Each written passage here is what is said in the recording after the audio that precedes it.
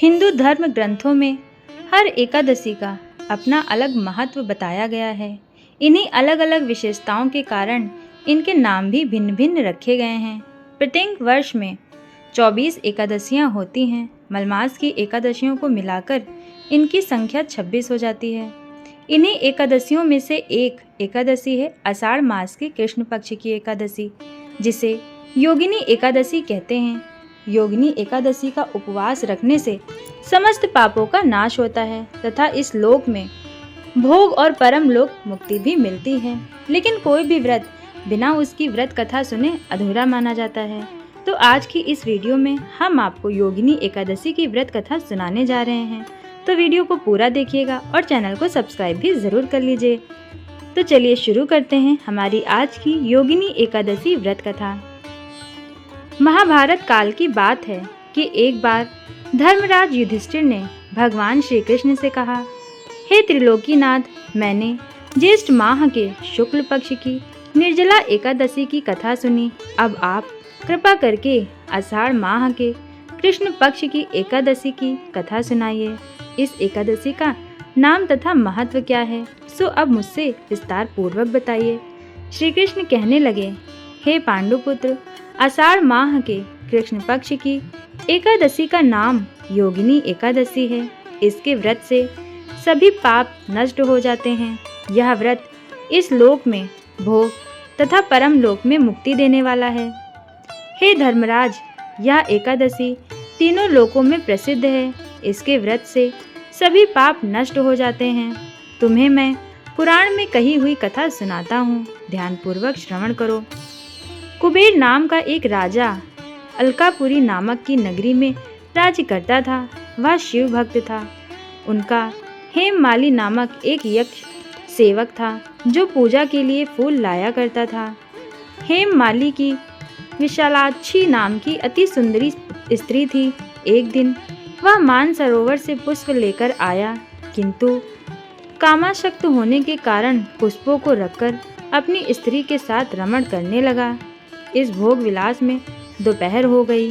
हेममाली की राह देखते देखते जब राजा कुबेर को दोपहर हो गई तो उसने क्रोधपूर्वक अपने सेवकों को आज्ञा दी कि तुम लोग जाकर पता लगाओ कि हेममाली अभी तक पुष्प लेकर क्यों नहीं आया।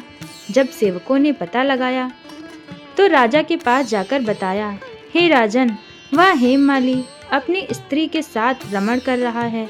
इस बात को सुनकर राजा कुबेर ने हेममाली को बुलाने की आज्ञा दी।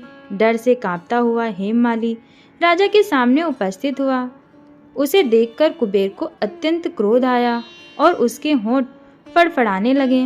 राजा ने कहा, अरे अधम, तूने मेरे परम पूजनीय देवों के भी देव भगवान शिवजी का अपमान किया है। मैं तुझे श्राप देता हूँ कि तू स्त्री के वियोग में तड़पे और मृत्यु लोक में जाकर कोढ़ी का जीवन व्यतीत करे। कुबेर के श्राप से वह तत्क्षण स्वर्ग से पृथ्वी पर आ गिरा और कोढ़ी हो गया। उसकी स्त्री भी उससे बिछड़ गई। मृत्यु लोक में आकर उसने अनेक भयंकर कष्ट भोगे, किंतु शिव की कृपा से उसकी बुद्धि मलिन ना हुई और उसे पूर्व जन्म की भी सुध रही। अनेक कष्टों को भोगता हुआ तथा पूर्व जन्म के कुकर्मों को याद करता हुआ वह हिमालय की पर्वत की तरफ चल पड़ा। चलते चलते वह मार्कंडेय ऋषि के आश्रम में पहुंच गया। वह ऋषि अत्यंत वृद्ध तपस्वी थे। वह दूसरे ब्रह्मा के समान प्रतीत हो रहे थे और उनका वह आश्रम ब्रह्मा की सभा के समान शोभा दे रहा था। ऋषि को देखकर हेममाली वहां गया और उन्हें प्रणाम करके उनके चरणों में गिर पड़ा। हेममाली को देखकर मार्कंडेय ऋषि ने कहा, तूने कौन से निष्कष्ट कर्म किए हैं जिससे तू कोढ़ी हुआ और भयानक कष्ट भोग रहा है। महर्षि की बात सुनकर हेममाली बोला, हे मुनि श्रेष्ठ, मैं राजा कुबेर का अनुचर था। मेरा नाम हेममाली है। मैं प्रतिदिन मानसरोवर से फूल लाकर शिव जी की पूजा के लिए कुबेर जी को दिया करता था। एक दिन पत्नी सहवास के सुख में फंस जाने के कारण मुझे समय का ज्ञान ही नहीं रहा और दोपहर तक पुष्प ना पहुंचा सका। तब उन्होंने मुझे श्राप दिया कि तू अपनी स्त्री का वियोग और मृत्यु लोक में जाकर कोढ़ी बनकर दुख भोग।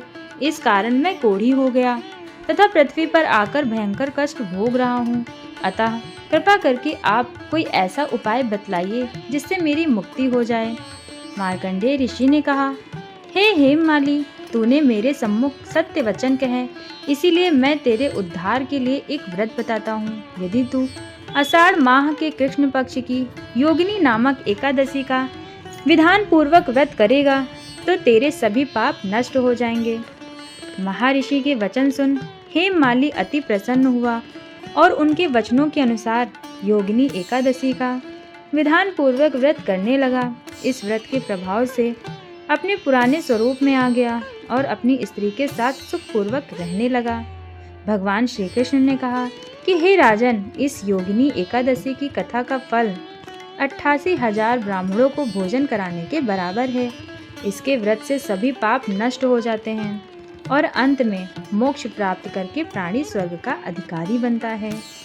तो दोस्तों, यहीं पे ये कथा समाप्त होती है। अगर आपको हमारी ये कथा पसंद आई हो तो हमारे चैनल को सब्सक्राइब करिए, वीडियो को लाइक करिए, शेयर करिए और कमेंट करके भी हमें ज़रूर बताइए। फिर मिलेंगे अगली वीडियो के साथ, तब तक के लिए जय श्री कृष्णा।